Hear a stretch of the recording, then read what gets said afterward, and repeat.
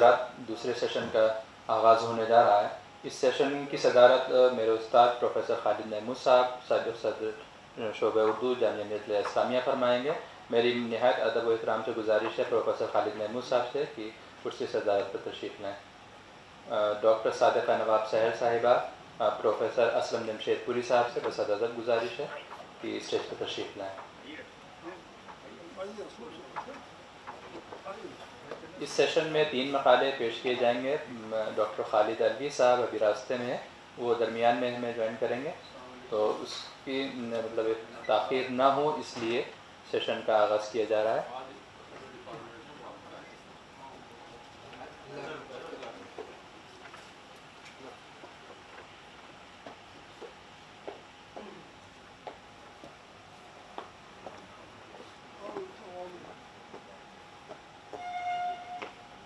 استاد محترم پروفیسر خالد محمود صاحب سے گزارش ہے کہ جلسے کی کارروائی کو آگے بڑھائیں۔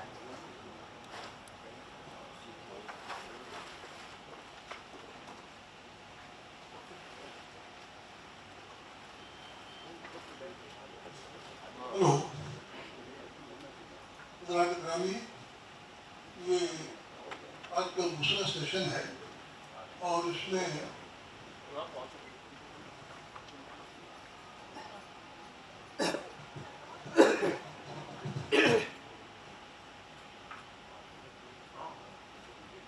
چار مقالے پڑھے جائیں گے۔ پروفیسر خالد الوی صاحب، پروفیسر معین الدین جنابلے صاحب، پروفیسر اسلم جمشید پوری، محترمہ ڈاکٹر صادقہ نواب صاحب، یہ لوگ جو ہیں اپنے مقالے پیش کریں گے۔ میں اپنی جو کچھ گفتگو ہوگی میں بعد میں وقت دوں گا تھوڑا سا، اس لیے ابھی میں سوائے اس کے کچھ عرض کرنا نہیں چاہتا کہ یہ جو موضوع کا انتخاب کیا ہے اس کے لیے جتنی مبارکباد دی جائے کم ہے۔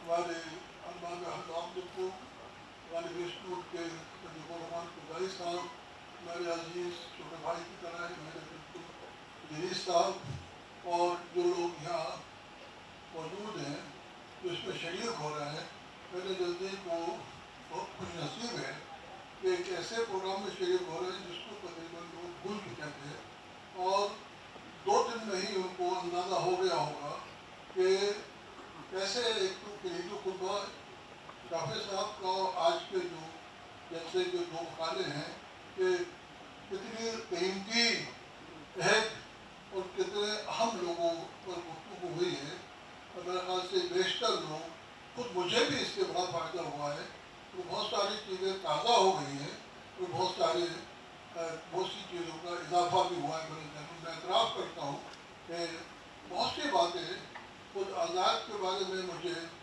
جو معلوم تھی وہ ذہن سے محو ہو گئی تھی، اور جو بات جو نہیں معلوم تھی اس کے لیے میں اس پروگرام کا احسان مند ہوں۔ اب میں سب سے پہلے عمر کے اعتبار سے بھی اور ویسے بھی میرے شاگرد رشید اسلم جمشید پوری جو ہمارے ان شاگردوں میں سے ہیں جن پر بہت ہم فخر کرتے ہیں، میں ان سے درخواست کرتا ہوں کہ وہ اپنا مقالہ پیش کریں۔ جمشید پوری کھڑے ہو کے پڑھی، ان پر جو حملہ ہوا تھا اتنا شدید تھا کہ اس کے بعد تو لوگ اٹھ ہی نہیں پاتے تھے، لیکن یہ کمال کی ہمت اللہ نے ہمت دی ہے کہ یہ اس کے بعد بھی ایک دور بھی سفر کرتے ہیں اور وہاں بھی مستقل مسلسل یہ مصروف رہتے ہیں۔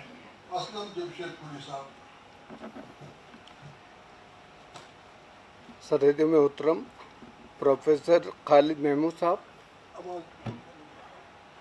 محترمہ ڈاکٹر صادقہ نواب سحر صاحبہ، اور غالب انسٹیٹیوٹ کے اس ہال میں موجود تمام خواتین و حضرات، سب سے پہلے تو میں غالب انسٹیٹیوٹ کو مبارکباد دیتا ہوں کہ انہوں نے ایک بہت ہی اچھے موضوع پر جو جس کو ہم کہہ سکتے ہیں کہ غالب کے عہد کے ایک بڑے ناول نگار کے طور پر اور ترجمہ نگار کے طور پر उनका नाम अब तक जारी व सारी है, उन पर ये सेमिनार किया। मैं गालिब इंस्टीट्यूट को और उसके जिम्मेदारान को मुबारकबाद पेश करता हूँ। मेरे आज के मकाले का मौजू रतननाथ शेषार की नावल निगारी पी कहाँ के खुसरी तनासुर में।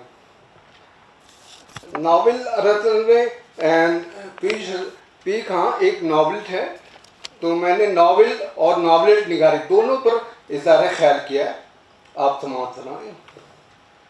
उर्दू नावल निगारी के सफ़र को तकरीबन 150 साल गुजर चुके हैं।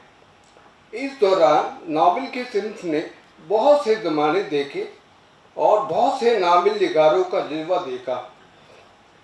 डिप्टी नज़ीर अहमद को नावल की शुरुआत करते देखा।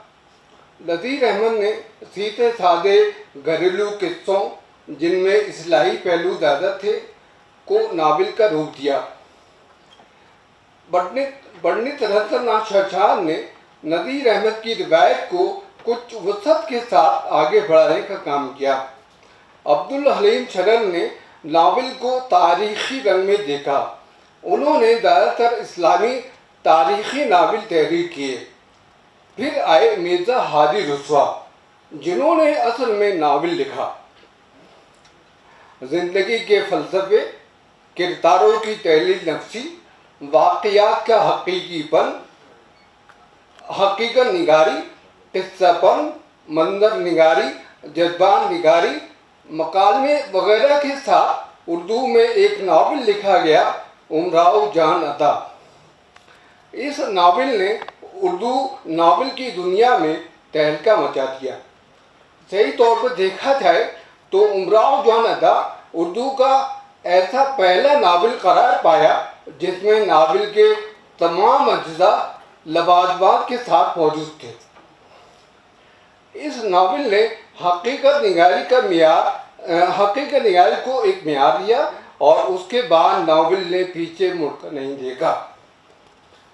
पंडित रतननाथ शेषार का ताल्लुक नावल और नावलिस्ट से रहा है। उनका मशहूर नावल फसाने आज़ाद है। ये नावल दास्तान और नावल के बीच की कड़ी है। ये बात भी सही है कि ये नावल बहुत दिलचस्प है। इसके किरदार यादगार हैं। मियाँ खोजी और आज़ाद मरकज़ी हैसियत रखते हैं। पूरा नावल उन्हीं के गिर्द घूमता है। ये भी तस्लीम कि नावल में माफ़ाकुल फितरत किरदार नहीं है, मगर ये भी सही है कि इसमें बहुत सारी गैर हकीकी बातें हैं जो नावल को अजीब व गरीब दुनिया में ले जाती हैं। मशहूर नाक़िद आलिम सुरूर इसके मुतल्लिक अजीब बात लिखते हैं। कोड मुमकिन है बहुत से ऐसे हैं जो शेषार को न जानते हो, लेकिन ऐसे कब निकलेंगे जो आज़ाद, खोजी, हुस्न-आरा, अल्लाह हकी को न जानते। अनकोट। मजहूर गोरखपुरी इस नावल के बारे में एक दावा करते हैं। वो एक बहुत बड़ी बात कहते हैं। कोट कहते हैं कि शेषार पहले शख्स हैं जिन्होंने उर्दू में किरदार निगारी को रिवाज दिया। खोजी हमेशा जिंदा रहने वाला किरदार है। मजहूर गोरखपुरी का ये दावा अजीब लगता है, जबकि उर्दू नावल में अकबरी, असगरी, नसूह जैसे किरदार मौजूद थे। ये तस्लीम कि अकबरी और असगरी किरदारों में बहुत कुछ कमी थी, उनमें गहराई नहीं थी, मगर किरदार तो थे। फिर नसूह जैसा किरदार, हम ये भी कह सकते हैं कि मियाँ खोजी नसूह की ही तौसी है। मियाँ खोजी के किरदार में मज़हिया पहलू नसूह को आगे बढ़ाता है। मजहूर गोरखपुरी का दावा तहकीक तलब है। प्रेमबाद अश्क अपनी किताब रतननाथ शेषार एक मुताला में फसाने आज़ाद से मुतल्लिक यूं रकम तराज हैं। कोट फसाने आज़ाद की एक खूबी यह है کہ آپ سارا افسانہ پڑھ جائیے. افسانے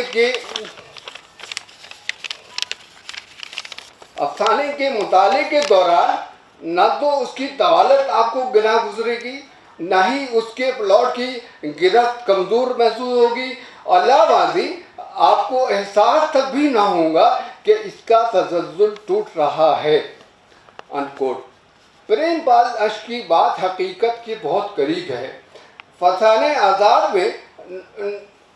آزاد ناول میں دلچسپی کے تمام عناصر موجود ہیں. ناول طویل ہونے کے بعد بھی مزیدار ہے. ڈاکٹر وضاحت حسین رضوی اپنی کتاب اردو ناول تحقیقی و تنقید تجزیہ میں رتن ناتھ سرشار کو ایک ناول نگار ہی مانتے ہیں.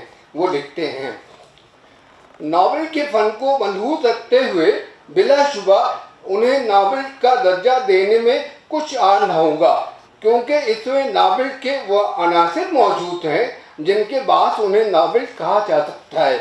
دانشوروں میں وہ حضرات جو ناول کے فن و تکنیک سے آشنا ہیں، انہوں نے رتن ناتھ سرشار کو ناولوں کو ناول ہی کہا ہے.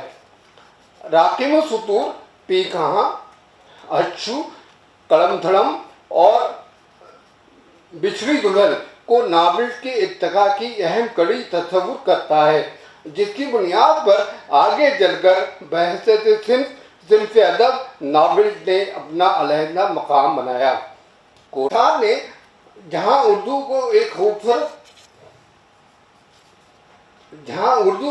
خوبصورت ناول فسانہ آزاد دیا، اس نے پی کہاں لکھ کر ناول کو ایک نئی زندگی عطا کی. یوں تو ان کے سامنے ڈپٹی نذیر احمد کے ناول موجود تھے، لیکن سرشار کا کمال یہ ہے کہ انہوں نے اپنے ناول میں زندگی کی حقیقت کو تازہ پیش کیا. ناول پی کہاں ناول کی سمت رفتار طے کرنے کے ساتھ ساتھ اس میں گہرائی اور گہرائی عطا کرتا ہے. ہم کہہ سکتے ہیں کہ رتن ناتھ سرشار کے ناول کچھ کمزور ضرور ہیں، لیکن ان میں زندگی کے آثار نظر آتے ہیں.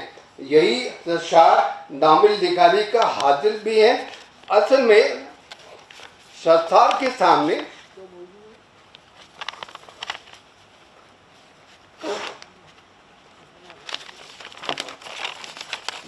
دو تین لائن ہوگا.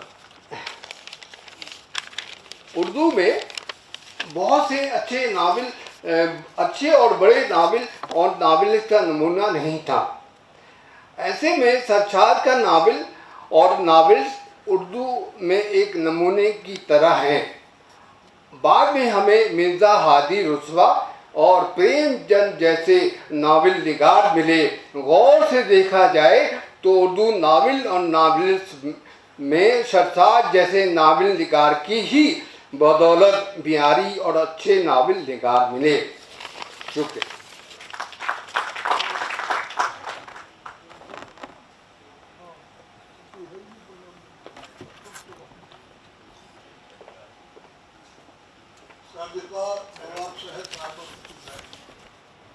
اس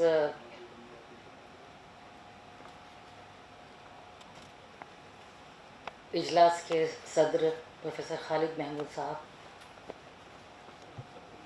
غالب انسٹیٹیوٹ کے ڈائریکٹر داؤد صاحب،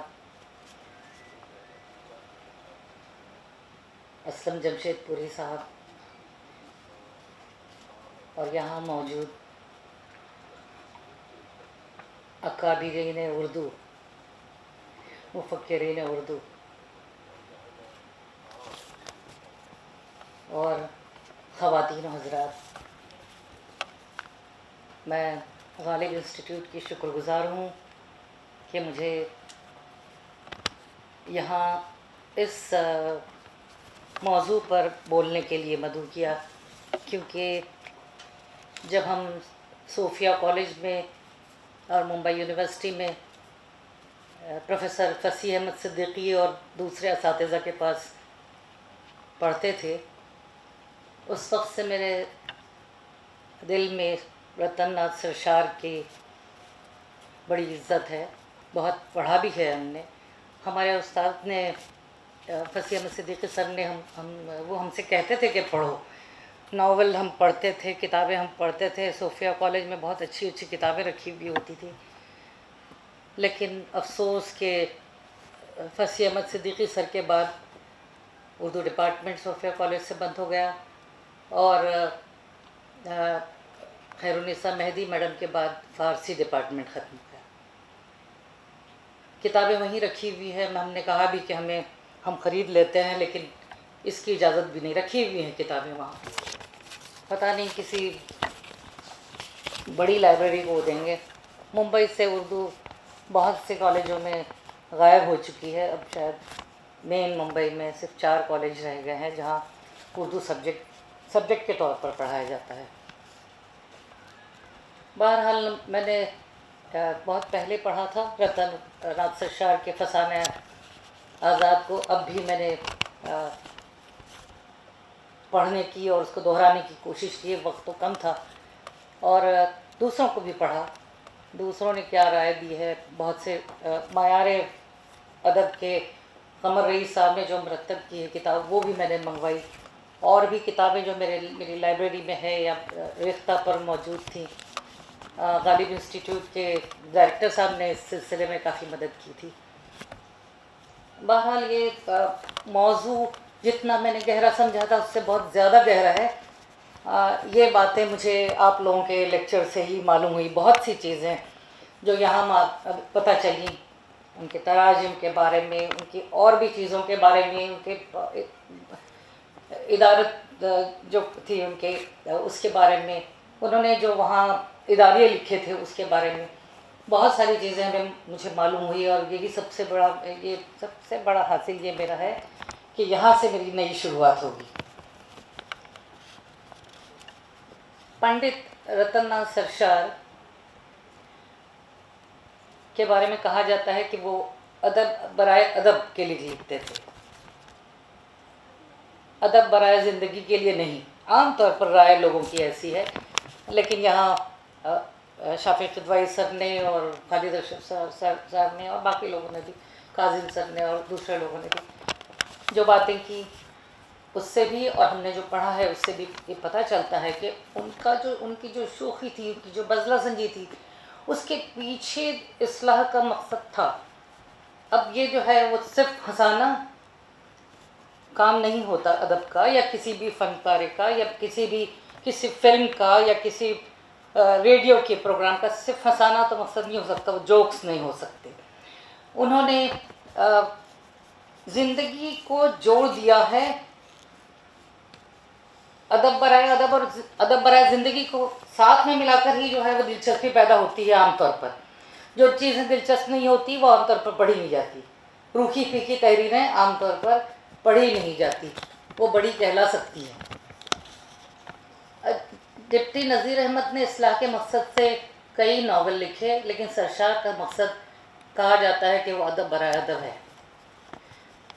پڑھنے والے کو کچھ وقت خوشی مل جائے, کچھ وقت ان کا خوشی سے کٹ جائے, یہ مقصد. اخلاق سکھانا ان کا مقصد نہیں ہے, یہ بات صحیح نہیں ہے. پنڈت رتن ناتھ سرشار کو ہندی تہذیب کا علمبردار کہا جا سکتا ہے. ان کے ناول فسانہ آزاد کو تہذیبی ناول بھی کہا جا سکتا ہے. سرشار کا بہت بڑا کام یہ ہے کہ انہوں نے عام لوگوں میں سے بھی کرداروں کو چنا, ان کا مشاہدہ کیا, انہیں پیش کیا. ان کی زبان فصیح و بلیغ تھی. ان کی نظر اپنے زمانے اور اپنے پہلے کی داستانوں پر تھی ہی, کیونکہ داستانیں ایک دوسرے سے لیتی تھیں. ہم لوگ سب ایک دوسرے سے کچھ نہ کچھ لیتے رہتے ہیں اور آگے بڑھتے ہیں. اردو, فارسی, انگریزی وغیرہ ناولوں کو بھی انہوں نے بہت پڑھا تھا. ڈان کوئگزاٹ ان سے وہ بہت زیادہ متاثر تھے, ان کے کرداروں سے بھی بہت زیادہ متاثر تھے. ریچرڈسن, فیلڈنگ, اسکاٹ, ڈکنس اور وغیرہ کو پڑھا. الف لیلا, انوار سہیلی, داستان امیر حمزہ, گل بقاؤلی, مرات العروس, بنات النعش, رامائن, مہابھارت, قصہ نل دمن کا ایسا مطالعہ کیا کہ وہ ان کے ذہن کی زندگی کی دنیا کا ایک حصہ بن گیا. عنوان کیا ہے آپ کا؟ میں رتن ناتھ سرشار کے فسانہ آزاد کو میں آج تک لانا چاہتی ہوں, اور آج.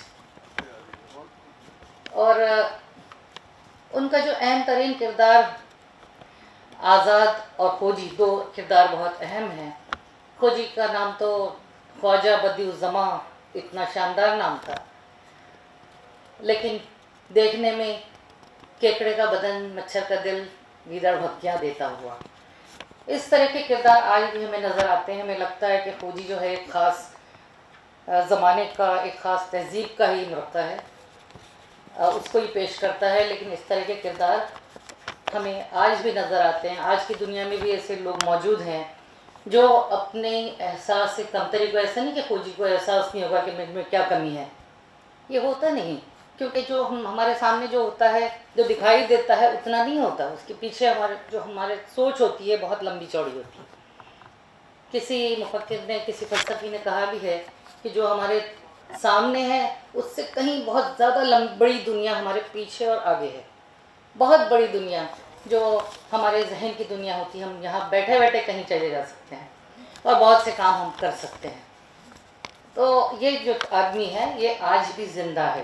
کھوجی جو ہے، مجھے ایسا لگتا ہے کہ کھوجی جیسے لوگ میں نے دیکھے بھی ہیں، آپ سب نے دیکھے ہوں گے، ایسے لوگ جو اپنی کمیوں کو چھپانے کے لیے اپنے غصے کو غصہ کرتے ہیں زیادہ، یا ناراض ہوتے ہیں، بھڑکتے ہیں بار بار، چاہے ان کی کمزوری جسمانی ہو، ذہنی ہو. ایک ضعیفی بھی ہوتی ہے بڑھاپا. بوڑھے لوگوں کو اگر بوڑھا کہتے ہیں تو وہ لکڑی لے کر مارنے کے لیے دوڑتے ہیں. یہ سارے اس طرح کی جو کمزوریاں ہیں یہ ہے. اچھا، آزاد کو جب ہم دیکھتے ہیں، آزاد کا کردار، یہ کردار بھی آج بھی زندہ ہے. وہ سارے کردار جو فسانہ آزاد یا ان کے دوسرے سرشار کے دوسرے ناولوں میں ہیں. مجھے ایسا محسوس ہوتا ہے، اور میں نے دیکھا بھی ہے، محسوس کیا ہے. اب خالد اشرف صاحب بتا رہے تھے کہ کس طرح سے وہ جنگ میں جاتا ہے اور کس طرح سے وہاں کی روس میں جو ہے وہاں کی جو خاتون ہے ان کو، اس کو گلے لگا لیتا ہے. اس طرح کے کردار کیا آج نہیں ہے ہمارے یہاں؟ ہم نے ایک کسی پولیس کے بڑے، پولیس میں محکمے کے بہت بڑے آدمی کو، کسی خاتون کو چمٹی لیتے ہوئے نہیں پڑھا. وہ کردار تو اب بھی ہے موجود.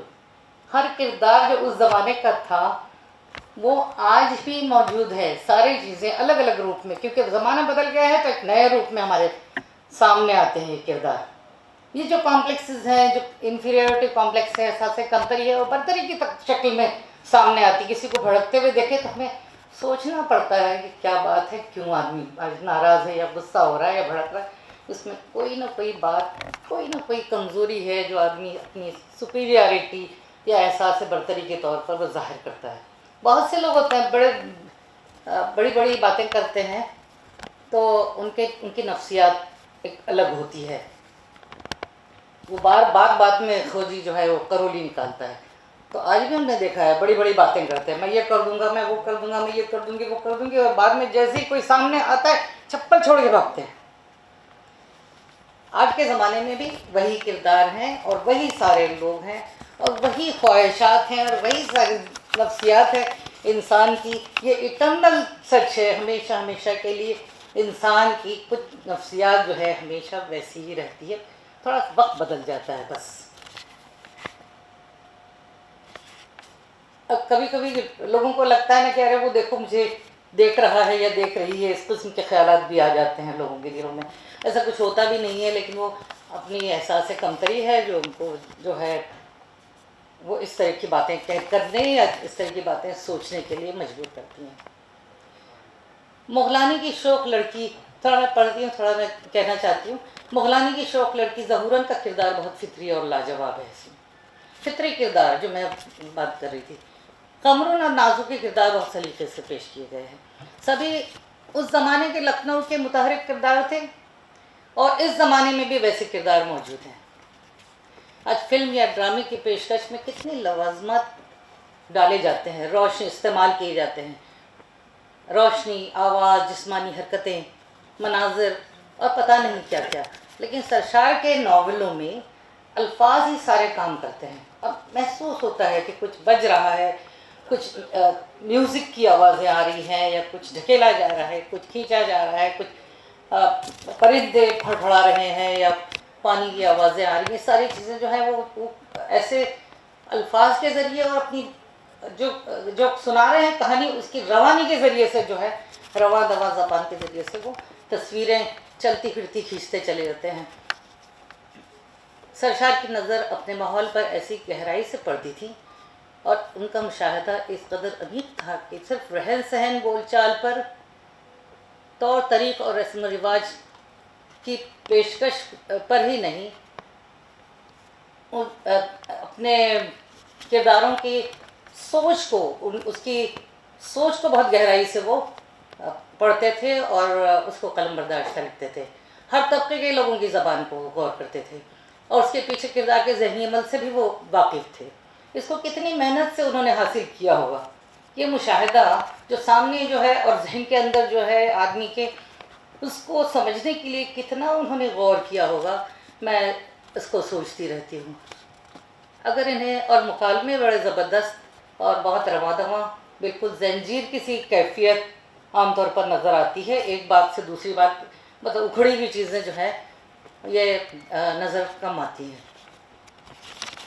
مکالموں کا بادشاہ اسی لیے انہیں کہا جاتا ہے اور غلط نہیں کہا جاتا۔ انہیں زبان پر قدرت تھی مخفف الفاظ کا استعمال کرتے ہوئے، زبان رواں دواں زبان کہیں ٹھہرتی نہیں تھی عام طور پر، کہیں بیگموں کی آپسی چھیڑ چھاڑ دکھائی دیتی ہے ان کے یہاں، اور کہیں دوسری طرف ماموں اور دائیوں کی ہنسی ٹھٹول اور گالی گلوچ بھی، کہیں مولوی لیکچر دے رہے ہیں اور کہیں چاندو خانے کی زبان چلی آ رہی ہے۔ تو ہر چیز جو ہے زبان کے الگ الگ پہلو انہوں نے اچھی بری ساری چیزیں دیکھی تھی اور ساری چیزیں وہ لکھنا چاہتے تھے، ہر قسم کے لوگوں، ہر قسم کے انسان کو پیش کرنا چاہتے تھے۔ چک بست کے مطابق خالد نے جو کام نظم میں کیا ہے وہی کام سرشار نے اردو نثر میں کیا ہے، وہ اردو نثر کے حالی تھے۔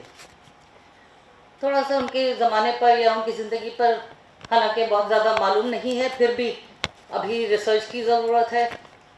پھر بھی ہم یہ کہہ سکتے ہیں کہ 19ویں صدی کے وسط میں جب یہ پیدا ہوئے، اور کسی نے، میں نے کہیں پڑھا بھی کہ وہ 4 سال کے تھے جب ان کا انتقال ہوا تھا۔ ہو سکتا ہے کہ بات غلط ہے، لیکن اگر یہ صحیح ہے تو پھر وہ کتنے، ویسے بھی جو انہوں نے کام کیا، جو محنت کی، اس سے وہ سیلف میڈ مین نظر آتے ہیں۔ اپنے آپ کو انہوں نے کس طرح سے تیار کیا کہ وہ اس طرح کی کتابیں، اتنا سارا کام کر سکے۔ اب ان کو ہم لوگوں تک اتنی چیزیں پہنچی کیوں نہیں؟ اتنی صدیاں جو ہیں وہ خاموشی سے گزرتی کیوں رہی، یہ پہنچے کیوں نہیں؟ کیونکہ وہ زمانہ یہ نہیں تھا جب آج انٹرنیٹ کے ذریعے سے چھوٹی چھوٹی معمولی چیزیں ہم لوگ پہنچا پاتے ہیں دنیا تک۔ اب پہنچیں گی، اگر سرشار خود ہوتے تو یہ چیزیں جو ہے وہ خود اپنی آواز میں اور اپنی جو ویڈیو کے ساتھ شاید وہ شائع کرتے، کیونکہ آدمی لکھتا ہے تو وہ چاہتا ہے کہ وہ دوسروں تک پہنچائے، اور سرشار بھی چاہتے تھے۔ انہوں نے بہت سارے کام کیے، بہت کچھ لکھا۔ ان کے ہاں مختلف اسالیب پائے جاتے ہیں۔ اچھا، رجب علی بیگ سرور کی جو تخلیقی قصہ گوئی ہے اور ان کی الفاظ کی رنگینی، اس کا چرچہ ہر طرف چھایا ہوا تھا، اور فسانہ عجائب کا اثر بہت سارے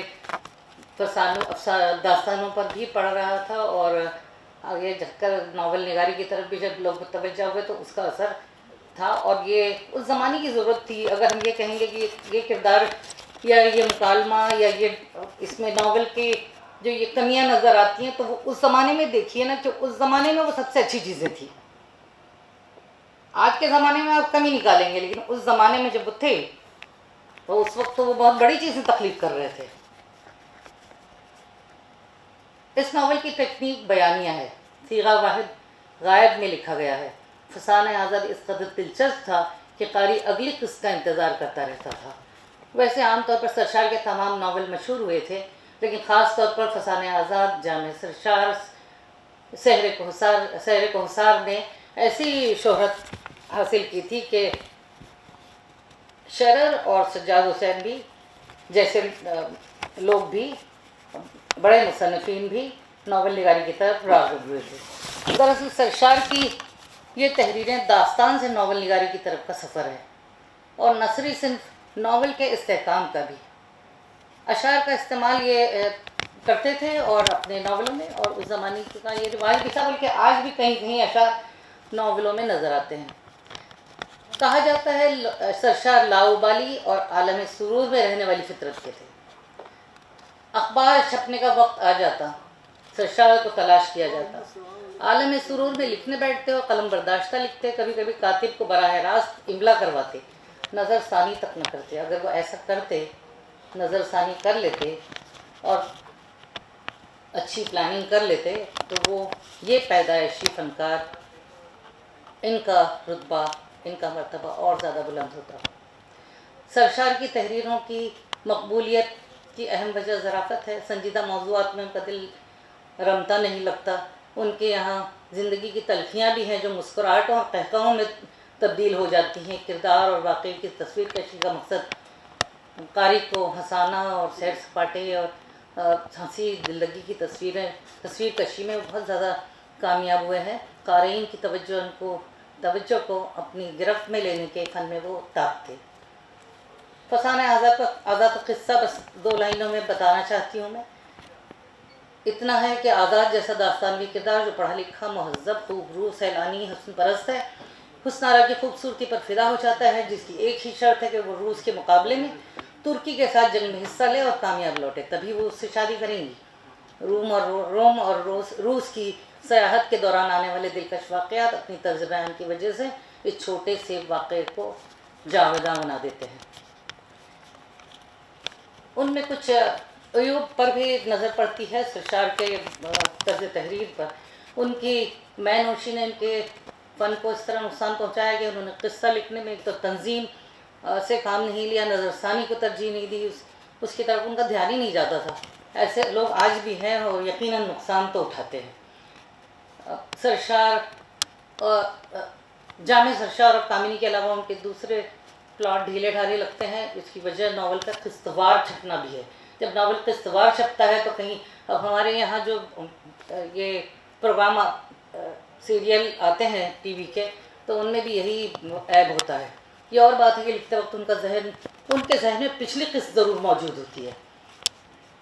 قسطوں اور ناول کی طوالت نے بھی داستانوی رنگ ان میں چڑھایا ہوا تھا, اس سے سرشار کو نقصان پہنچا.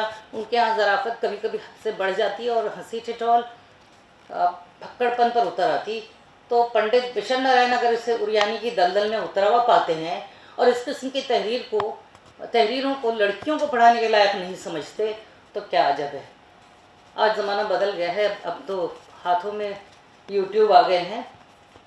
دراصل زندگی کی سچی تصویر کو اتارنے میں ان کی تحریریں تہذیب و ثقافت کے حقیقی مرقع پیش کرتی ہیں. یہ بھی ان کا خاص وصف ہے. لکھنؤ کی تہذیب کو ہم دیکھتے ہیں کہ اور ان کے لکھنؤ کی تہذیب اور معاشرت ان کی نس نس میں بسی ہوئی تھی, لیکن یہ تو ساری دنیا کی ایک حقیقت ہے جو انہوں نے پیش کیا ہے. حالانکہ یہ تو سچ ہے کہ جب کوئی بھی تصنیف جو ہے اپنے زمانے کو بالکل دکھاتی ہے, اس کا عکس پیش کرتی ہے, لیکن وہ ہمیشہ وہی تحریریں رہتی ہیں جو آج کے زمانے کو کچھ دے, اور آج کے زمانے کو کچھ دے رہی ہیں ان کی تحریریں, اسی لیے وہ زندہ ہیں اور دوبارہ اس کو دیکھا جا رہا ہے. اور سارا نئی جو چیزیں ہیں, ریختہ نے بہت اس کا کام کیا ہے, جی ایپ کا ذکر سب نے کیا ہے, اور بھی بہت سارے طریقوں سے لوگوں تک یہ تحریریں پہنچ رہی ہے, ترجمہ بھی ہو رہی ہیں. میں نے کامنی ناول کو جو ہے ہندی میں بہتر طریقے سے وہاں دیکھا ہے ریختہ پر. اردو سے زیادہ اچھا پڑھا جا سکتا ہے, زیادہ کھلا ہوا اور پڑھنے لائق بناتا ہے. بہت سے لوگ اس کو پڑھ رہے ہیں اور اس پر بات بھی کریں گے, نئی چیزیں بھی آئیں گی, اور یہ جو سیمینار ہے اس سے بھی بہت زیادہ فائدہ ہوگا. جیسے ریل کا سفر, ان کا ایک قصہ انہوں نے لکھا ہے. اس میں رئیس زادی جو ہے زیوروں سے لدی ہوئی قیمتی لباس پہنی ہوئی نوکر چاکروں کے ساتھ تام جھام کے ساتھ چلی آ رہی ہیں.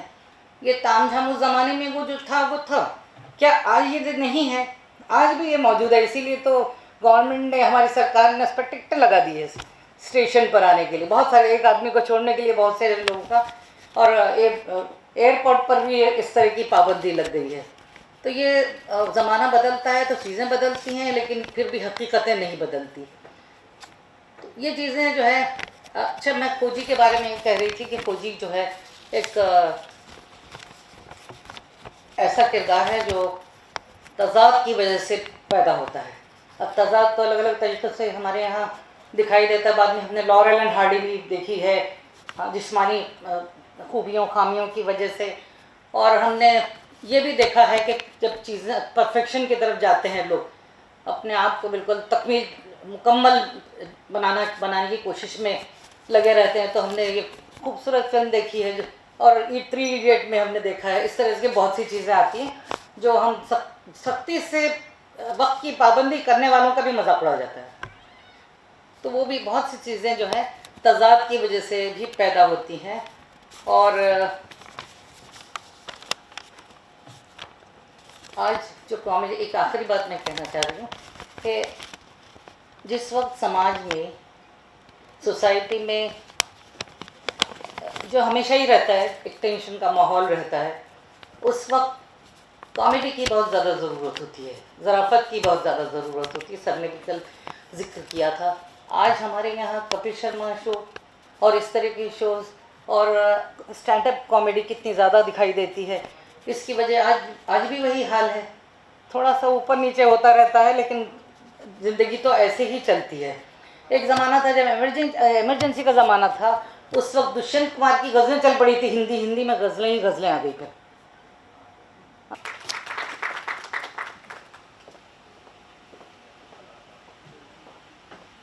بہت شکریہ محترمہ صادقہ نواب صاحبہ. اب وہ پروفیسر خالد علی صاحب تشریف لے آئے ہیں. میں ان سے درخواست کروں گا کہ وہ تشریف لائیں یا اس پر اپنا مقالہ پیش کروائیں. خالد علی صاحب.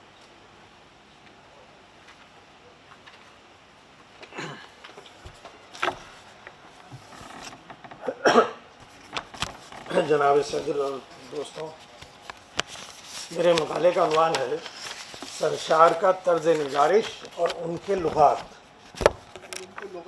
جی،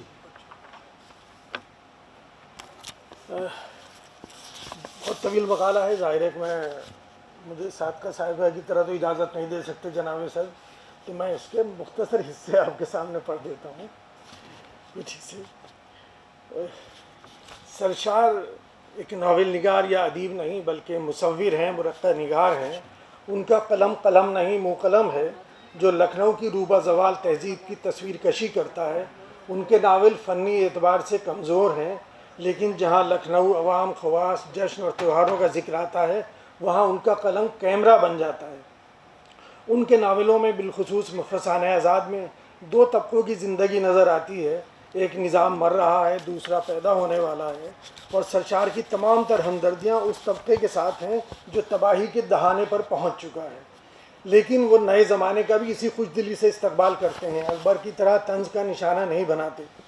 سرشار کے ناولوں میں فنی خامیاں ہونے کے باوجود بھی یہ اولیت حاصل ہے کہ اس میں مافوق الفطرت واقعات سے شعوری طور پر گریز کیا گیا ہے، جبکہ وہ حال وہی تھا اور ان پر فسانہ عجائب کا بہت گہرا اثر تھا. سرشار کو نثر پر غیر معمولی قدرت حاصل ہے، گو کہ یہ نثر محمد حسین آزاد کی نثر کی طرح دلچسپ تو نہیں، لیکن نثر کی پیچیدگی اور جولیدگی بھی لکھنؤ کے ماحول کا ہی اشاریہ ہے. اس عہد میں سرشار کے قارئین کو اتنی فرصت اور اتنا علم ضرور تھا کہ اس نثر سے حظ اٹھا سکیں. سرشار کا اہم ترین کارنامہ فسانہ آزاد ہے، جو ناول سے زیادہ لکھنؤ کی تہذیب اور معاشرتی زندگی کا انسائکلوپیڈیا ہے. روسا اور عوام الناس کے جو مشاغل اس عہد میں عام تھے وہ سرشار نے خوبصورت رنگ آمیزی کے ساتھ محفوظ کر دی ہیں. فسانہ آزاد ایک کلاسک کا درجہ حاصل کر چکا ہے، لیکن فسانہ آزاد کو آج قارئین ملنا مشکل ہے. آج ہم فسانہ آزاد کو اس طرح نہیں پڑھتے جس طرح امراؤ جان سے حظ اٹھاتے. دیکھیں امراؤ جان بھی اسی عہد کا تقریباً ہے، ناول ہے کچھ تھوڑا بعد کا، لیکن آپ دوسری تیسری بار بھی اسے پڑھ سکتے ہیں. اور فسانہ آزاد سے اس طرح آپ لطف نہیں اٹھا سکتے، اور اب اگر آپ پڑھیں گے تو زبردستی پڑھنا پڑے گا اس کو. اس میں نثر خاص طور سے بڑی گنجلک ہے، اور کئی ہزار صفحات پر مشتمل فسانہ آزاد پلاٹ کے اعتبار سے نہایت کمزور اور غیر فنکارانہ ہے. दरअसल फसाना आज़ाद इसलिए लिखा ही नहीं गया था कि किताबी शक्ल में बतौर नावल शाये हो, वो तो अवध अखबार के हफ्तेवार कालम थे जो सरशार कलम बर्दाश्ता लिख दिया करते थे। अच्छा, बहुत सारे वो लिखते किस तरह थे, दो मिसालें उसकी दी गई हैं कि एक जगह दोस्तों के सामने बैठे थे तो दस्तक हुई दरवाजे पर, तो उन्होंने कहा अरे मेरा मलकुल मौत आ गया, मलकुल मौत आ गया। भाई कहाँ से आया मलकुल मौत? दरवाज़ा खोला तो एक महंगा आदमी खड़ा था, पता चला कि वो अवध अखबार का चपरासी है, किस्त लेने आया है। तो अब इन्होंने वहाँ देखा ना, वहाँ कलम नहीं था, कागज़ नहीं था, तो उन्होंने जो चिक होती है उसका एक सरकंडा काटा, उसका कलम बनाया, कोयला पीस के उन्होंने स्याही बनाई और वहीं कुछ उल्टे सीधे कागज़ पे लिख के उसे दे दिया।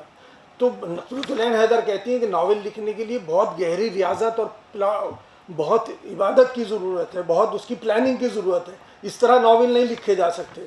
दूसरा मिसाल उसकी जकबस ने लिखी है कि बहुत से लोग बैठे थे और त्रिभुवन नाथ हिजरी ने कहा कि दरअसल एक नावल ऐसा है डॉन किहोटे, ये मेरा ख्याल से उसका स्पेनिश में सही तलफ़ुज़ डॉन किहोटे है, हम लोग उसे उर्दू वाले गलत पढ़ते हैं।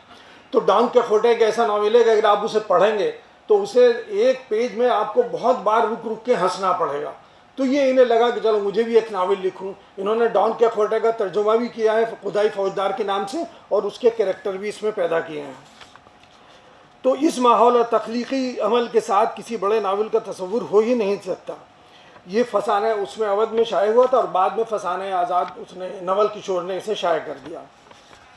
फसाना आज़ाद का प्लॉट सिर्फ इतना है कि इतना कई हज़ार सफ़हात पे वो मुश्तमिल है, लेकिन उसका प्लॉट सिर्फ इतना है कि एक आज़ाद साहब हैं और एक फौजी उनका दोस्त है और आज़ाद एक लड़की के इश्क में गिरफ़्तार हो जाते हैं और वो उससे कहते हैं कि हुस्नारा कहती है कि हाँ मैं तुमसे शादी तो कर लूँगी लेकिन पहले तुम जंग बुल्कान में जाके मुसलमानों की मदद करो। तो वो हीरो साहब हैं, वो जाते जंग बुल्कान में मदद करते हैं और ऐसे बहादुरी के कारनामे अंजाम देते हैं कि सारे यूरोप की दो चीज़ें उन पर आशिक हो जाती है और 2-3 से वो लुत्फ़अंदोज़ होते हैं। उसके बाद फिर वापस आके हुस्नारा से शादी कर लेते हैं और इस दरमियान में लखनऊ की एक दूसरी खातून सुरैया जो है वो उन पर आशिक हो जाती, वो उससे भी लुत्फ़अंदोज़ होते हैं लेकिन उससे ज़्यादा लिफ्ट नहीं देते उसको और फिर वो किसी दूसरे नवाब से शादी कर लेती है।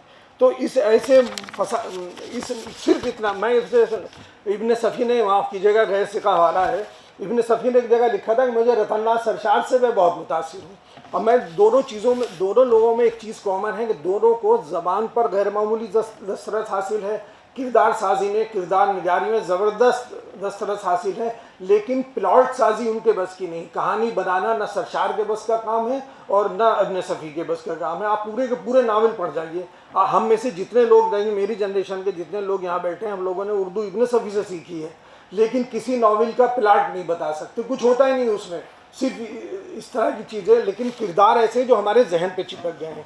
और तकरीबन वही बात सरशार के साथ है कि उन्होंने किरदार इतने ज़िंदा जावेद बना दिए हैं कि वो हमारे जहन पे अभी भी मौजूद है। फसाने आज़ाद में एक ढलती हुई बल्कि रूबामर्ग तहजीब की अलमनाक दास्तान दिलकश रंगों और तबस्सुम आफरी अंदाज में बयान की गई है। फूजी जैसा गैर फ़ानी किरदार उर्दू फिक्शन को कम ही नसीब हुआ है, जो कमज़ोर है लेकिन अपनी जिस्मानी ताकत पर नाजा है, कमरू है लेकिन खूबसूरती का गुमान है, अफ़यून उसकी ग़िज़ा में शामिल है, ख़ुद को नहायत गैरतमंद और अना परस्त समझता है लेकिन हर कसो नाकस के हाथों जलील होता है, बिल्कुल अजहल है लेकिन फ़ारसी दानी का मुद्दई है, हर सूरत हाल का मुकाबला अपने मुज़हक़ा खेज़ अंदाज से करता है। उसके ज़िंदा जावेद होने की वजह यही उसके ज़िंदा जावेद होने की वजह है। प्लॉट की कमज़ोरी से सिर्फ फसाना आज़ाद ही नींजा नहीं बल्कि सरशार के दीगर नावलों का भी यही हाल है। सैर कोहसार उसका प्लॉट भी एक नवाब साहब हैं, एक मनिहारन पे आशिक हो जाते हैं। वो शुरू में तो उन्हें बहुत परेशानी होती है, फिर उसो और उसकी बहन को लेकर नैनीताल चले जाते हैं। वो वापस आती है तो वो एक बर्फ़ फरोश, चूँकि वो उस तबके से है, वो एक बर्फ़ फरोश के साथ भाग जाती है। कुछ दिनों के बाद फिर वो वापस नवाब साहब के पास आती है और वो मर जाती है। ये सिर्फ इतना प्लॉट है जिसे तवील नावल में बयान किया गया है। जामे सरशार एक नावल था उनका जो अवध अखबार में किस्तवार शाये हुआ था, बाद में वो नावल की तरह कर दिया। उसमें भी मौजू वही है, लखनऊ के नवाबेन हैं और उसके दोस्त गुजर मल हैं। नवाब साहब अभी जोश साहब पे शाम को एक प्रोग्राम है, जोश साहब ने लिखा है, अय्याश के लिए वो एक लफ्ज़ इस्तेमाल करते हैं, तनव्वु पसंद। तो जितने भी कैरेक्टर हैं सरशार के, ख़ास तौर से जितने नवाबेन हैं, बहुत तनव्वु पसंद हैं। तो ये नवाब साहब जो हैं जामे सरशार के, ये भी तनव्वु पसंद हैं اور حد یہ ہے کہ اپنے دوست گوجر مل جو ہے اس کی محبوبہ پر بھی عاشق ہو جاتے ہیں اور کسی کو معاف نہیں کرتے. لیکن آخر میں یہ ہوتا ہے کہ ان کی پرانی ظہوراً جو ایک محبوبہ ہے، پہلے تو انہیں عیش کوشی سے باز رکھتی ہے، لیکن جب وہ نہیں مانتے تو وہ طوائف بن جاتی ہے اور وہ کہتے ہیں کہ تم ایک کو مسترد کرو گے، ہم سال میں 365 کو مسترد کریں گے. اب نواب صاحب تنگ آ کے اس کو گولی مار دیتے ہیں اور خود بھی خودکشی کر لیتے ہیں. تو سرشار کے ناولوں میں پلاٹ کی کمزوری سے سامنا ہوتا ہے. دراصل وہ کہانی کار کم، کردار نگار اور کردار ساز زیادہ ہیں. سرشار زبان پر غیر معمولی دسترس رکھتے ہیں اور کرداروں کی فریب سازی اور زبان کی پیچیدگی سے مزاح پیدا کرتے ہیں. اچھا، اس کا جو مزاح ہے، دیکھیے چک بس نے بھی لکھا، چک بس نے مضامین میں جو اپنے اودھ پنچ کے مضامین پہ اس نے لکھا ہے، اس نے کہا یہ مزاح ایسا ہے کہ اب ہم اس سے لطف اندوز نہیں ہو سکتے. اور آج کم سے کم اردو والوں کے پاس کرنل محمد خاں ہے، نعیم شاہ ہے، یوسفی ہے، تو ہمیں یہ مزاح جو ہے وہ نہیں لگتا کہ ہم اس پہ قہقہے لگانے لگیں، یہ لطف اندوز ہوں. اب جو بھی مثال کے طور پہ ایک نواب صاحب ہیں، ان کے بٹیر جو ہیں وہ بھاگ گئے ہیں سب، تو نواب صاحب کو پریشانی ہو رہی ہے. ان کا جو سب سے ایک قریبی، جو سب سے ان کا عزیز بٹیر تھا وہ بھی چلا گیا، اس کا نام صف شکن ہے. تو وہ کہہ رہے ہیں ارے بھائی سانڈنی سواروں کو بھیجو، کسی صورت سے اسے سمجھا بجھا کے لائے. تو ان کے ایک مصاحب میں کہتا ہے کہ وہ بھی کوئی آدمی ہے جسے سمجھا بجھا کے لائے ہیں. تو وہ کہتے ہیں دیکھو میری جان پہ بیت رہی اور یہ کمبخت اختلاف کر رہا ہے، اس کے جوتے لگاؤ. تو اس کے جوتے لگائے جاتے ہیں. تو پھر جتنے مصاحبین وہاں بیٹھے ہیں وہ سب خوشامد کرنے لگتے ہیں کہ بڑا مذہبی قسم کا تھا صف شکن. تو ایک صاحب کہتے ہیں میں صبح اٹھ کے یا حقو کرتا تھا.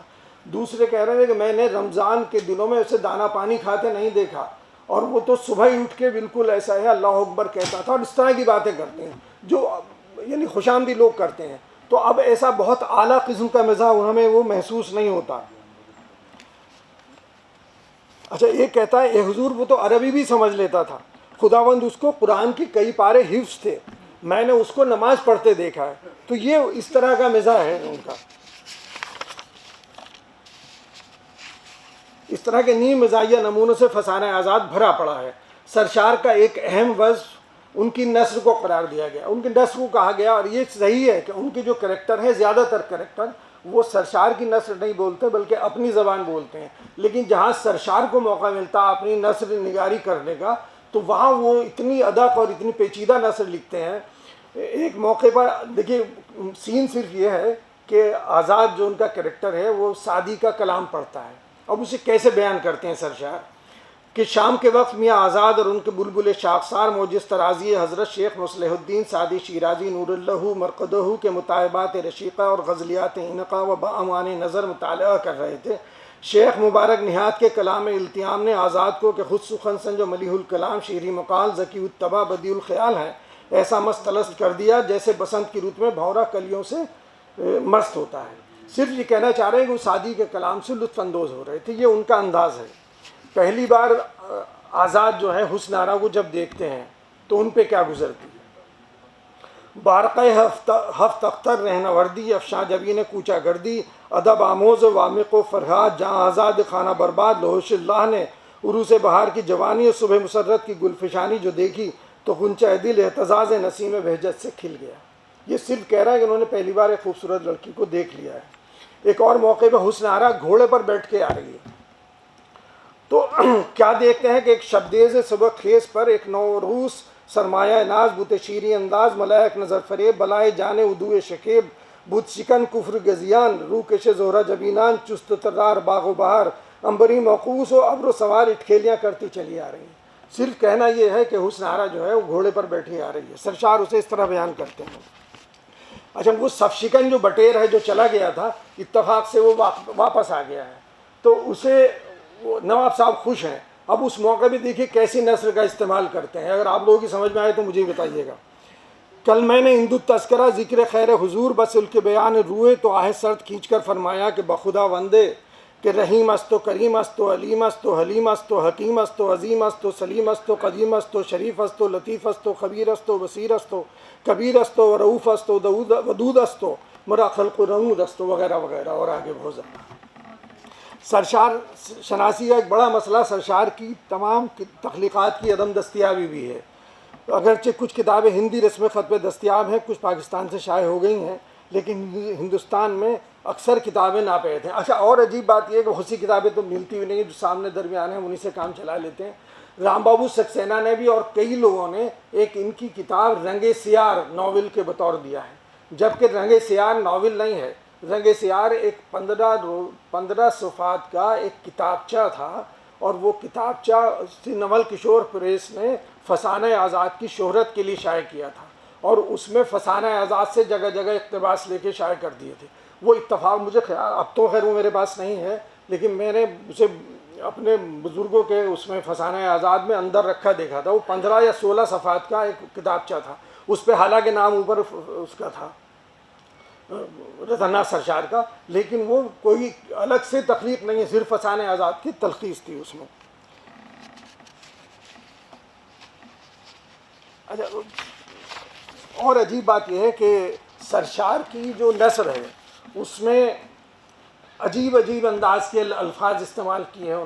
انہوں نے کبھی عربی اور ہندی کے لفظوں کو ملا کے لفظ بنایا ہے، کہیں انہوں نے عربی اور فارسی کے لفظوں کو، اور کہیں انہوں نے انگلش کے الفاظ کو کہ ان کی تہنیت کر دی ہے. جیسے ایک لفظ جگہ جگہ استعمال ہوا اس میں جینٹل مینیت، جہاں وہ شرافت کو لفظ استعمال کرتے ہیں تو اسے جینٹل مینیت کہتے ہیں. اور اچھا لیکن جو وہاں سے لفظ سازی انہوں نے کی، میں اسے کہتا ہوں. اور دوسرا ایک دلچسپ چیز اور بلکہ بہت ہی غور کرنے کی چیز ہے، دیکھیے ہم یہ کہتے ہیں کہ میر حسن نے بہت ساری اصطلاحات استعمال کی ہیں، اور ان میں ایسے علوم کی جو ہم لوگ جیسے سناروں کی، معماروں کی، ان چیزوں میر حسن نے مثنوی سحر البیان میں، اور ذوق کے بارے میں کہتے ہیں کہ 18 علوم کی اصطلاحات انہوں نے اپنے قصائد میں استعمال کی ہیں. لیکن جب ہم اصطلاحات کی بات کرتے ہیں تو سرشار کا کوئی ذکر نہیں کرتے.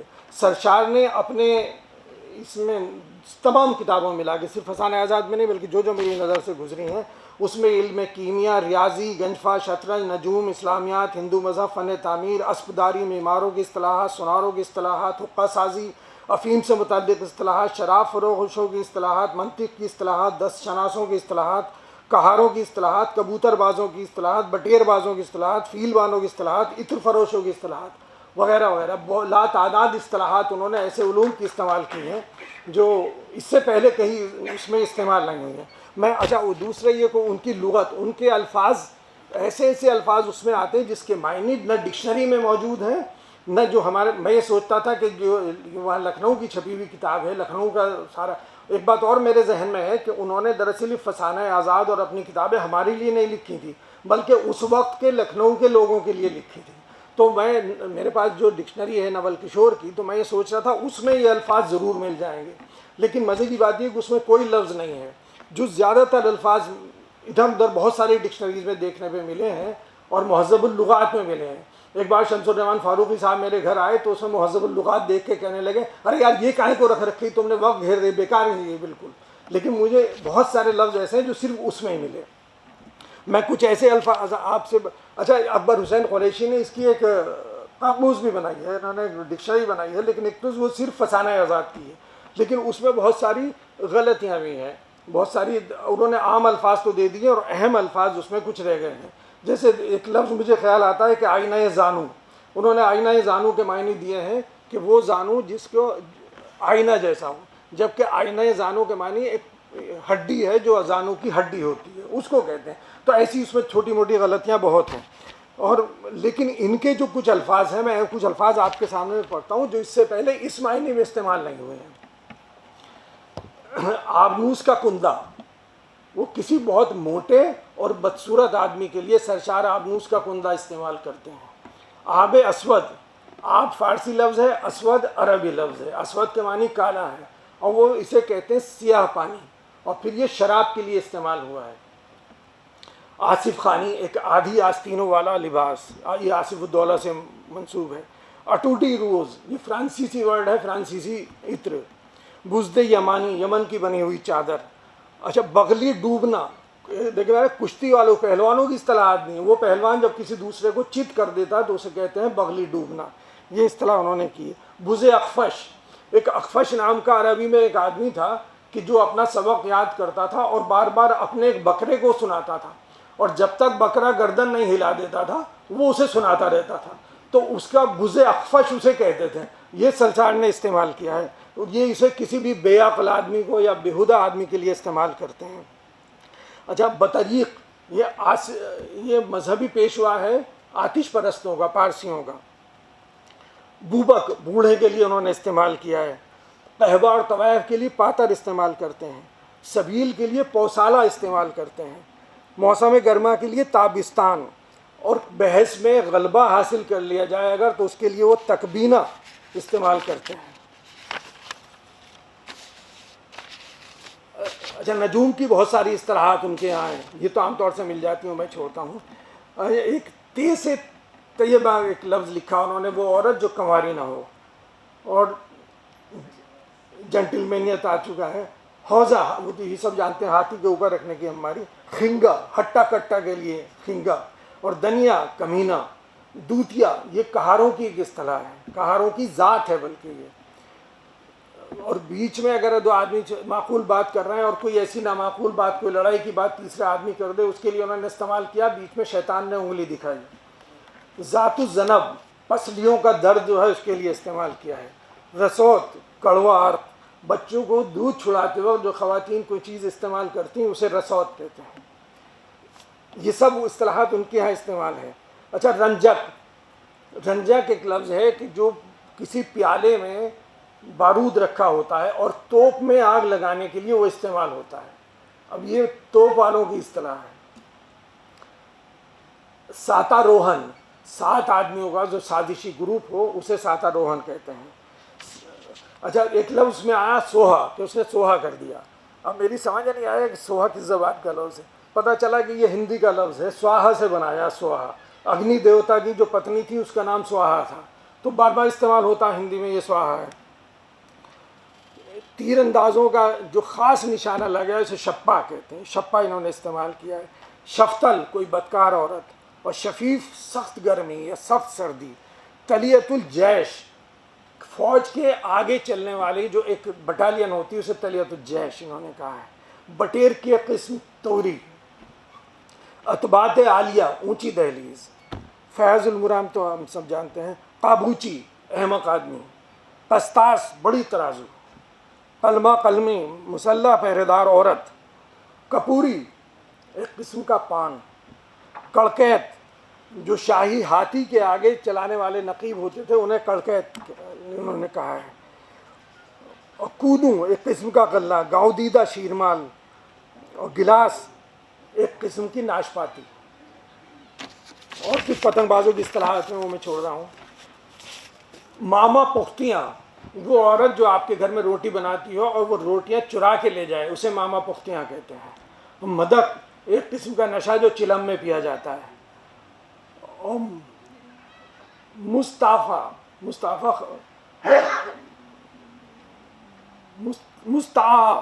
خوابگاہ کے لیے استعمال کیا ہے. موریلا مور کا بچہ. نائرہ آگ. نائرہ حسد حسد کی آگ. انگلش کے استعمال کیا. ایک لفظ ہے اس میں ہاف بوٹ، یعنی عورتیں جو ایسا جوتا پہنتی ہیں جو آگے سے بند ہو پیچھے سے کھلا ہو، اس کے لیے انہوں نے ہاف بوٹ استعمال کیا ہے. ہردہ بیگی وہ ترکنی جو مردانہ لباس پہنتی، وہ عورت جو مردانہ لباس پہنتی ہو اور پہرا وغیرہ دیتی ہو. ہرمزی معماروں کی اصطلاح ایک قسم کی سرخ مٹی جو دیوار رنگنے کے کام آتی ہے. ہما سنا کسی وزنی چیز کو اس لیے اٹھانا کہ اس کے نیچے کوئی چیز رکھے. بہت بہت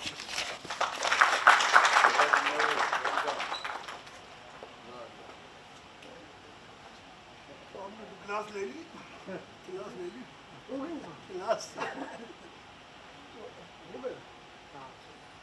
اب آپ کلاس ہمارا امتحان ہے، میری کلاس مطلب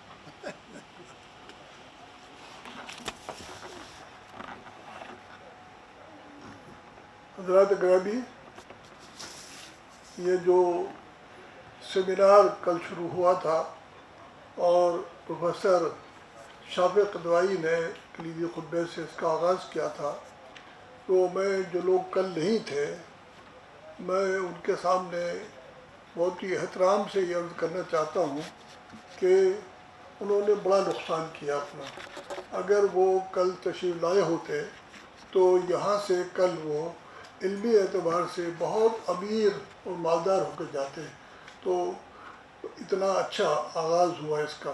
لیکن کوئی بات نہیں، اس کی وجہ یہ ہے کہ آج اس کی تلافی شاید نہ ہو، کیونکہ ایک دلچسپ بات یہ ہے کہ یہاں ابھی تک جتنے بھی کل کلیدی خطبے سے لے کر آج کے جو یہ 6 کے قریب جو مقالے تھے، اس میں سے بہت دلچسپ بات ہے، عموماً سیمیناروں میں ریپیٹیشن بہت ہوتا ہے، دہراتے ہیں لوگ ایک دوسرے کو، لیکن یہاں کسی نے کسی کا کوئی کہیں یعنی وہ تکرار نہیں ہوئی، ہر شخص نے اپنی بات کہی، اپنے انداز میں کہی، اپنا موضوع تھا اس کا، ہر شخص جو ہے بالکل منفرد، ایسے لگ رہا ہے جیسے کہ سب لوگ کہیں طے کر کے آئے تھے، آپس میں مشورہ کر کے، بھائی اس پہ میں بول رہا ہوں تم مت بولنا، اس میں یہ ہو رہا ہے، یا یہ کہ ہمارے انسٹیٹیوٹ نے سب کو موضوعات تقسیم کیے تھے جو نہیں ہوتے، اور یہاں بھی ایسا نہیں ہوا، لیکن یہ اس سیمینار کی خوش قسمتی ہے کہ ہر شخص کا موضوع، اور یہ بہت بڑے بڑے ایسے لوگ اس میں شریک ہوئے۔ میری خوش بختی ہے کہ میں نے آج اس کی صدارت کی، کیونکہ اب میں عمر کو اس حصے میں ہوں تو لوگ سوچتے ہیں کہ اب یہ صدارت کے علاوہ کچھ کر بھی نہیں سکتے، تو چلو ان سے صدارت ہی کروا لو۔ ایک ایج کے بعد یہ ہوتا ہے کہ آدمی یا تو چیف گیسٹ بنا لیتا ہے یا صدر بنا لیتا ہے، کیونکہ وہ سوچتے ہیں کہ اب لکھنے پڑھنے کے قابل تو یہ رہا ہی نہیں۔ تو حالانکہ میں ذرا سا یہ مبالغہ کیا میں نے، انہوں نے مجھے ایک پیپر لکھنے کے لیے کہا تھا، کچھ موضوع، ایک تو میرے ہاتھ میں راشا ہو گیا ہے، ایک صفحہ لکھنے میں بہت وقت لگتا ہے، دوسری مصروفیت تھی، ورنہ اور اچھا ہوا کہ میں نے معذرت کر لی، کیونکہ جتنے پرچے ہیں یہ ایسا پرچہ اس سے کمتر پرچہ بھی میں نہیں لکھ سکتا تھا، یہ میں اس لیے مطمئن ہوں کہ میں نے معذرت کر لی، کئی جگہ معذرتیں بھی بہت کام آتی ہیں۔ تو آج جو بھی 3 پرچے پڑھے گئے، اس میں سب سے پہلے اسلم جمشید پوری۔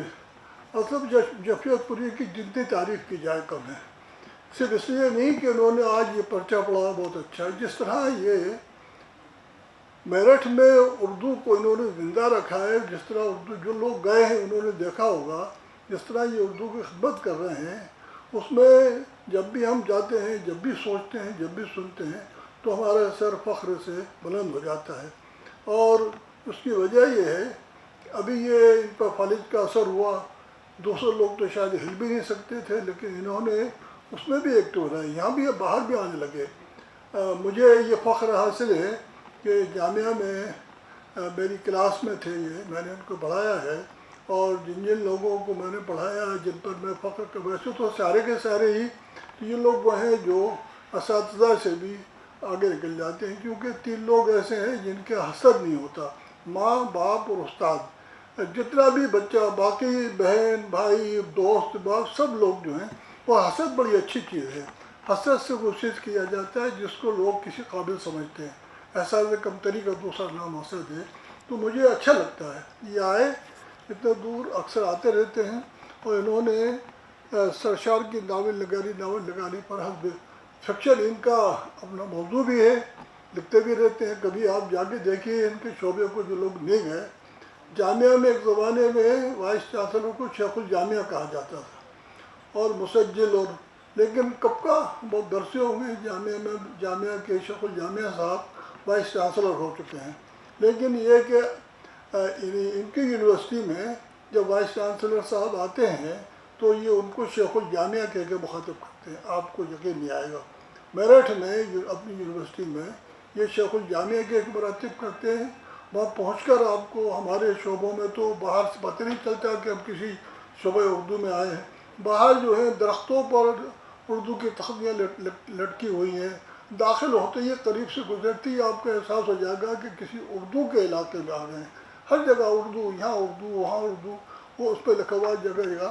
تو یہ دل سے دعائیں نکلتی ہیں ان کو، اللہ میاں ان کو صحت مند رکھے۔ انہوں نے بہت اچھا پرچہ انہوں نے پڑھا، اور ان کی جو انہوں نے پرچے میں خاص کام یہ کیا، جو آگے بڑھ کر خالد علوی صاحب نے اس کو اور بلندی پہ پہنچا دیا، وہ یہ تھا کہ انہوں نے اپنے پرچے میں اقتباسات کے ذریعے سے اپنی باتوں کو، یعنی اپنی گفتگو کو ثابت بھی، جو کچھ کہہ رہے ہیں وہ انہوں نے اقتباس میں پڑھ کے کہا کہ جو میں کہہ رہا ہوں وہ اس میں یہ ہے، ہوتا یہ ہے کہ جب آپ کوئی کسی چیز کے بارے میں کوئی رائے دیتے ہیں یا کوئی دعویٰ کرتے ہیں اور آپ کے سامنے کوئی مثال نہیں ہوتی ہے تو آپ سوچتے ہیں کہ بھئی ہو سکتا ہے جو یہ کہہ رہے ہیں ایسا ہی ہو یا ممکن ہے اس کے، لیکن جب آپ اقتباس پیش کرتے ہیں اس سے متعلق تو پھر قاری جو ہے یا سامع وہ سمجھ لیتا ہے کہ اچھا یہ اس کے بارے میں، تو اب وہ چاہے اس کی مرضی ہے وہ اتفاق کرے یا اختلاف،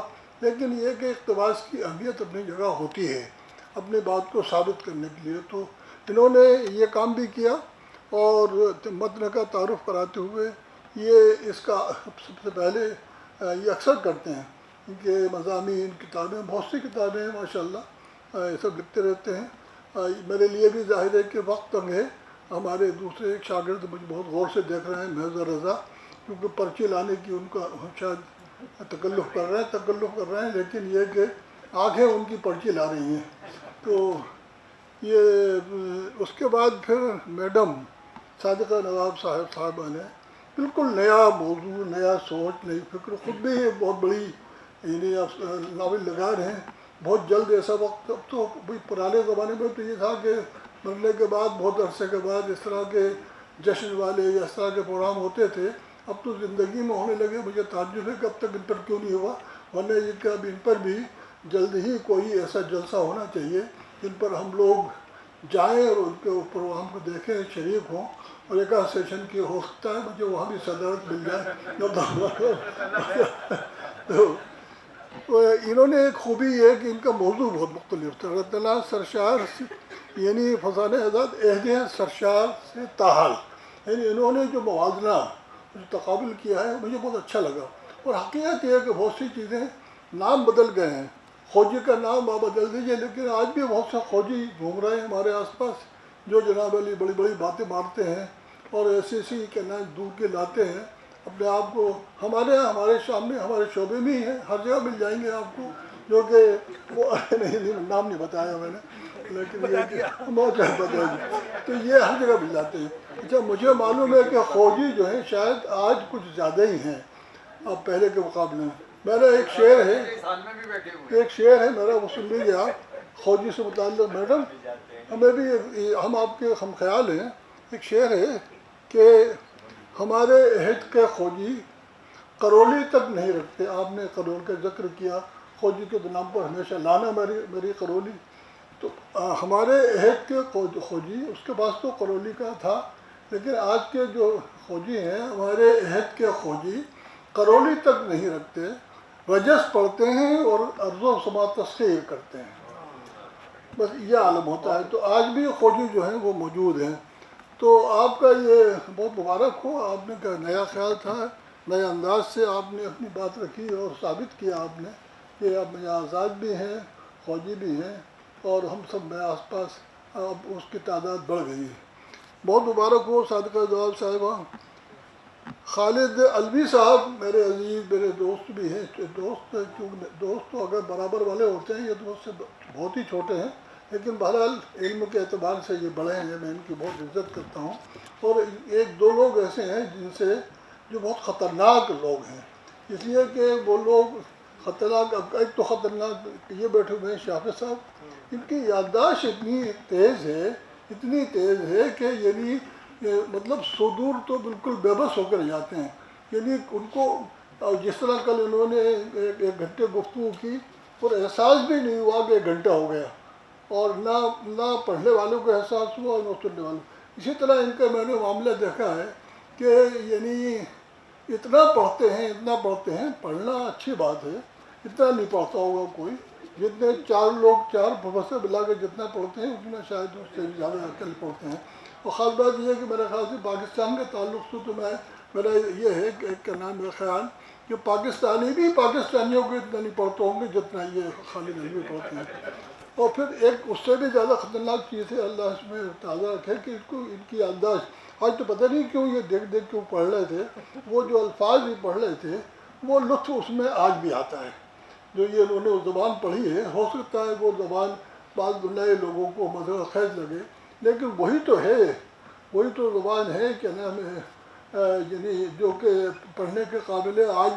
آج بھی اگر پڑھیں، آج کے نصاب میں شامل ہو جائے تو ہو سکتا ہے اسی بہانے سے ہمارے طالب علم اردو سیکھ لیں تو. لیکن اس میں اس سلسلے میں انہوں نے ایک بات کہی تو میرے ذہن میں دوسری بات آئی.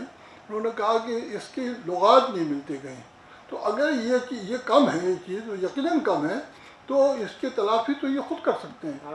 ہاں میں ان کو چاہیے میرے خواہش یہ ہے کہ یہ اس کی لغات یہ تیار کریں. اس کو چھاپنے والے بہت مل جائیں گے اور جو چھاپے گا وہ فخر کرے گا کہ ہم نے یہ کتاب چھاپی ہے. واقعی کس طرح کی زبان انہوں جب ان کو مل گئی اگر انہوں نے یہ تو لوگ اس کا صحیح تلفظ بھی نہیں کر سکتے. میں تو کر سکتا ہوں کیونکہ میں نے تھوڑا بہت بیک گراؤنڈ ہے عربی کا فارسی کا وغیرہ وغیرہ لیکن بہت سے لوگ صحیح پڑھ بھی نہیں سکتے. تو یہ ایسی لغت تیار کریں جس میں اعراب بھی لگے ہوں تاکہ لوگ جو ہیں صحیح پڑھ بھی لیں اس کو. اور یہ بہت ہی سنجیدگی سے کہہ رہا ہوں. میری یہاں مجھ سے تعاون ہوگا یعنی یہ کہ تعاون کا میں مطلب یہ نہیں ہے کہ آپ سچ مچ میرے مجھ سے کہیں کہ آپ تعاون دیجیے. اور ایک بات ہے میں نے کہی تو یہ ان کا جب بھی مضمون سنتا ہوں میں تو میں کچھ اضافہ ہوتا ہے میرے علم میں. یہ سیمینار اسی لیے ہوتے ہیں بچوں سے خاص طور سے میں کہہ رہا ہوں کہ اس میں ضرور شریک ہو جائے کیونکہ ایک شخص جو ہے 10 20 25 کتابوں کا مطالعہ کرنے کے بعد اپنے پورے مطالعے کا نچوڑ یہاں لے کر آتا ہے. اگر 8-10 لوگ لائے تو 100 کتابیں آپ کو فری فنڈ میں پڑھ لو. 2 دن کے اندر انہوں نے اپنی 25 30 40 50 کتابوں کا بالکل نچوڑ جو ہے وہ آپ کے سامنے پیش کر دیا. تو آپ تو فری فنڈ میں 2-3 دن میں اتنے مالدار ہو کے چلے گئے جتنا ان لوگوں نے 50 سال میں حاصل کیا ہے. تو اس لیے یہ جو لوگ سیمینار چھوڑتے ہیں اس طرح کے وہ بڑی غلطی کرتے ہیں. مشاعرے چھوڑ دیے چاہے آپ. مشاعرے میں تو اب ضائع ہوتا ہے وقت بھی اور بھی. حالانکہ مجھے شام کو ایک مشاعرے کی صدارت بھی کرنی ہے. ان لوگوں نے سن لیا تو نام کسی اور کو صدر بنا دیں گے اس کا بھروسہ. لیکن یہ کہ یہ آپ جی ہاں تو ابھی جو یہاں کیا نام ہے جو لوگ بیٹھے ہیں وہ اور ان کے بعد جو دوسرے یہاں نہیں آئے ان سب سے کہیے کہ اس طرح کے سیمیناروں میں ہمیشہ ضرور لازماً شریک ہوں. اور آپ کو اندازہ ہوگا دیکھیے یہ تو آپ کی بات تو چھوڑیے میں یعنی اگر آپ چاہیں تو مجھے اس کا الفیہ بیان کہہ سکتے ہیں کہ کل سے اب تک سرشار کے ہے جو سرشار کے بارے میں جتنا میری معلومات میں اضافہ ہوا ہے وہ میں اس کا یہ تقریباً بہت سی ایسی باتیں تھیں جن کا مجھے علم نہیں تھا یا بہت سی ایسی باتیں تھیں جن کو میں بھول چکا تھا وہ تازہ ہو گئی اور نئی باتوں کا اضافہ ہو گیا. تو یہ سمجھیے کہ یہ بہت ہی سودا جو ہے بڑا یہ بہت ہی سستا ہے تو مہنگا لیکن سستے میں مل جاتا ہے. تو میں مبارکباد دیتا ہوں ایک بار پھر ان تک مبارکباد پہنچ جانے چاہیے تاکہ لوگ یہ نہ کہیں کہ صاحب مبارکباد دی بھی نہیں. وہ نہیں بیٹھے ڈائریکٹر صاحب تو وہ ان سب کو اور جو شریک ہیں ان کو بھی. اور اب یہ سیشن اور بھی چلیں گے انشاءاللہ تو آپ لوگ یہاں رہیے اور میں ان کا شکریہ ادا کرتا ہوں کہ اتنے اچھے موضوع پر انہوں نے شرکت کیا بلکہ مبارکباد دیتا ہوں بلکہ دونوں آج کے پروگرام بہت مبارکباد کے تو یہ اور جوش پہ جو لوگ وہ ایک بڑا پروگرام کر رہے ہیں وہ لوگ بھی مبارکباد مستحق ہیں کہ جوش کو لوگ اس کو بھی کرنے میں اتنا بڑا نام تھا لیکن پروگرام اس طرح کے نہیں ہوتے ہیں. زیادہ تر دوسرے موضوعات پہ ہوتے ہیں اب تو زندوں پہ زیادہ ہونے لگے اور تو اور ہم پہ ہو چکا ہے باقی لوگ تو بڑے ہی ہیں. تو اس لیے آپ مبارکباد کے مستحق ہیں حضرت صاحب آپ گواہ رہیے کہ میں نے مبارکباد دے دی اور اس کے بعد انشاءاللہ تعالیٰ آپ یہاں سے فارغ ہو کر اس میں کو لیے بہت شکریہ.